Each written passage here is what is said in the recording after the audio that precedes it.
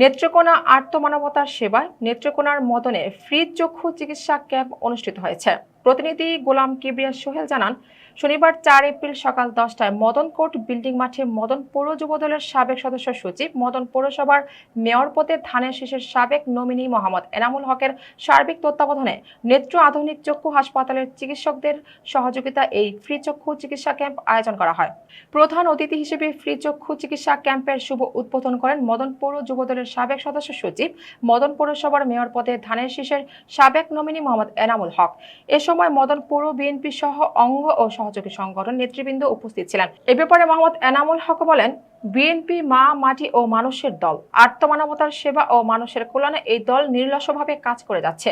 বিএনপির চেয়ারম্যান ও প্রধানমন্ত্রী তারেক রহমান এর নির্দেশনায় অবহেলিত হাওড় উপজেলা হিসেবে পরিচিত মদন পৌরসভার প্রত্যন্ত এলাকার মানুষের পাশে দাঁড়ানোর লক্ষ্যে আমি এই ফ্রি চক্ষু চিকিৎসা ক্যাম্পের আয়োজন করছি। নেত্রচক্ষু হাসপাতালের বিশেষজ্ঞ ডাক্তারগণ দিনব্যাপী প্রায় 1000 খানেক রোগীর পরীক্ষা নিরীক্ষা শেষে প্রায় শতাধিক রোগীকে ছানি অপারেশনের জন্য বাছাই করেন। বাকি রোগীদের ব্যবস্থাপত্র, প্রয়োজনীয় ওষুধ ও চশমা বিতরণ করা হয়। আসসালামু আলাইকুম, আমি মোহাম্মদ শফিকুল ইসলাম। আমার বাড়ি হচ্ছে কাইটাল, মদন মোহনগঞ্জ কালিয়া জুড়ি। এখানে অনেক বাইরে আসছে এবং অনেকে সিরিয়ালে আছে। আসলে আমি এখানে আমার একটু প্রবলেম ছিল, আমার বাম চোখে একটু প্রবলেম ছিল। এখানে বিনামূল্যে আমি যে চিকিৎসাটা পেয়েছি, এখানে আমাকে একটা ড্রপ দিয়েছে এবং একটা মলম দিয়েছে আর কি, চোখে ব্যবহার করার জন্য বিনামূল্যে। এর জন্য আমি অসংখ্য ধন্যবাদ জানাই বাংলাদেশের জাতীয়তাবাদী দলের সাবেক ধানের শীষের নমিনি প্রার্থী ছিলেন আমাদের মেয়র এনামুল ভাই। উনি ওনার বিনা চিকিৎসার জন্য আমরা মদন হাওড়ে অঞ্চলে আমরা বসবাস করি। এরকম একটা চিকিৎসা পেয়ে আমরা খুবই আনন্দিত এবং আমাদের মদনের মানুষ খুবই এই চিকিৎসা পেয়ে তারা অনেকে খুব আনন্দ বোধ করতেছে। তো এই জন্য আমি অসংখ্য ধন্যবাদ জানাই আমাদের যে সামনে যে আমাদের এনামুল ভাই মেয়র পদপ্রার্থী, ওনার জন্য আমরা সবসময় দোয়া করি এবং উনি যেন এই আল্লাহ তাআলা তাকে সুষ্ঠুভাবে এই মেয়র পদ হতে পারে এবং এই জন্য আমি সর্বত্রিক আমি মঙ্গল কামনা করছি। এখানে দেখেন, আমার দল হচ্ছে বিএনপি করি, বাংলাদেশ জাতীয়তাবাদী দল বিএনপি। মাননীয় চেয়ারম্যান এবং গণপ্রজাতন্ত্রী বাংলাদেশ সরকারের মাননীয় প্রধানমন্ত্রী দেশনায়ক তারেক জিয়ার নির্দেশনা আছে যে সকল গরিব অসহায় মানুষদেরকে সহযোগিতা করা বিভিন্ন সাইডে। আমাদের জানেন এটা নেত্রকোনা জেলা, মদন উপজেলা, এটা প্রত্যন্ত এলাকা, ভাটি বাংলার রাখাল রাজা সাবেক সকল স্বরাষ্ট্র প্রতিমন্ত্রী লুৎফুজ্জামান বাবর সাহেবের এলাকা। আপনারা জানেন ওনারও নির্দেশনা আছে যে সকল গরিব অসহায় লোকদের পাশে দাঁড়ানো। জানেন এটা বন্যাত্ম এলাকা, আমাদের এখানেই দেখেন অগ্রিম বন্যায় ধান ডুবিয়ে নিচ্ছে।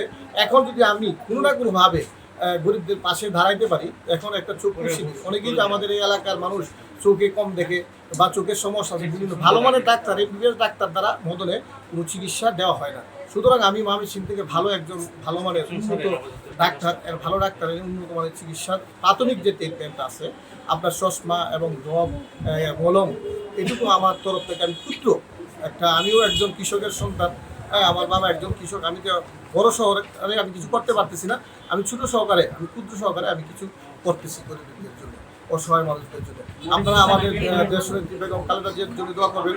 আমাদের নেতা লিডার যে আমাদের শহীদ প্রেসিডেন্ট জিয়াউর রহমানের জন্য দেশবাসীর কাছে দোয়া চাচ্ছি। আমাদের একটি চেয়ারম্যান এবং আমাদের গণপ্রজাতন্ত্রী বাংলাদেশ সরকারের মাননীয় প্রধানমন্ত্রী দেশনায়ক তারেক জিয়ার জন্য দোয়া করবেন, তাদের সুন্দরভাবে দেশ পরিচালনা করতে পারে।